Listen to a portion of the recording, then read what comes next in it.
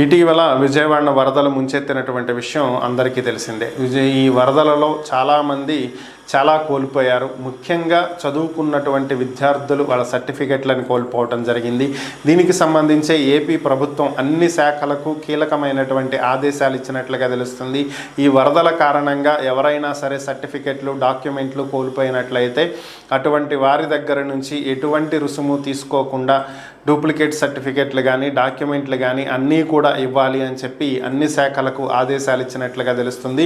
దీనికి సంబంధించి స్టడీ సర్టిఫికెట్లు, డెత్ సర్టిఫికెట్లు, బర్త్ సర్టిఫికెట్లు, మ్యారేజ్ సర్టిఫికెట్లు, అలాగే ల్యాండ్ ఆర్ ప్రాపర్టీకి సంబంధించినటువంటి డాక్యుమెంట్లు, ఇన్కమ్ సర్టిఫికెట్లు, క్యాస్ట్ సర్టిఫికెట్, నేటివిటీ సర్టిఫికెట్ ఏదైనా సరే పోగొట్టుకున్నట్లయితే వాటన్నింటినీ కూడా తిరిగి పొందవచ్చని, వాహనాలకు సంబంధించి రిజిస్ట్రేషన్ సర్టిఫికెట్లు, ఆర్సీ కాపీలు పోయినా సరే ఉచితంగా తీసుకోవచ్చు అని చెప్పి ఏపీ ప్రభుత్వం ఆదేశాలు ఇవ్వటం జరిగింది.